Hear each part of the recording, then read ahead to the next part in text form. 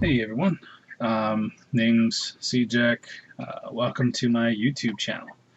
So, I'm going to be going through some character designs. I'm working on a comic called C-Jac and Bastian, and I have several characters to go ahead and construct. So I'm going to use this time to go ahead and do that. Um, the first one we're working on is Fury.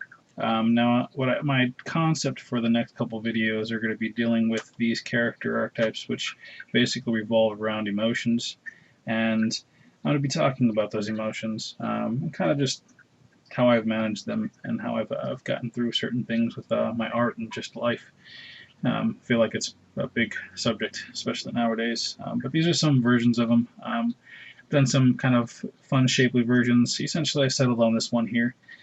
So I'm actually going to be going into this one here. I really like the way this kind of worked out. We're going to elaborate now. So let's go ahead and get them zoomed up and ready to go. And then I'm going to go ahead and decrease the opacity here. All right. So what is Fury? Um, Fury, by definition, is a wild or violent anger. No, I guess it's just being angry, really. But Fury just sounds cooler. Uh, now, when it comes down to who Fury is a character in my parallel universe where he's an unhinged version of that emotion and very self-declared, and he does not care about much. He wants to cause a ruckus, and I guess I don't want to say that it's not that he doesn't care. It's just that he hasn't been given anything to care about. Right now, it's just been him, and he's been kind of left alone with himself. And anger in it itself, left alone and unchecked, can be pretty aggressive. So it's interesting when the character C-Jac encounters him because it's being encountered by this character that's the way that he is to him is completely okay. And I guess that's kind of like where a lot of this idea for this YouTube channel came from, was talking about those concepts and those ideas of, hey, like it's very easy to get angry, especially now. But it's more or less, are you aware of where that comes from? Are you aware of managing it or responding a little bit better after you received something? And so I wanted to kind of talk about that a little bit as I draw this guy here. I'm going to give him this big axe guitar, because I think it'd be fun. A lot of the characters are very musically inclined in this series, so I'm going to give him an axe guitar. It's literal axe. It'd be fun. Pretty sure it's been done somewhere else. I'm just doing it because I think it's going to look cool. It's funny because this character, kind of going back to the source material of where kind of my anger really derived, where I understood it, because I feel like we all face anger at a certain time frame. Even as a child, like you have moments, oh, you were so angry, but I feel like those points you don't really understand what anger is, and you don't really understand the manifestation of it. So high school was really kind of a pinpoint of my angry self. Was really trying to figure out who I was, and how I identified myself and what made me me. And I remember trying to fit in. That was such a huge thing.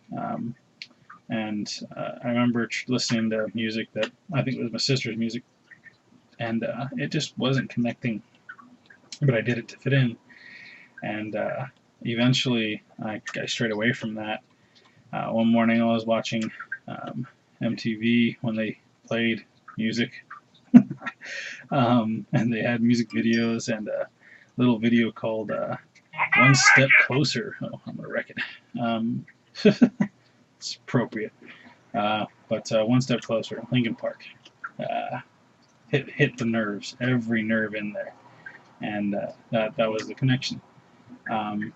And the brilliance of that is I finally realized that there's some people out there that feel like I do. I started to identify with the crowd.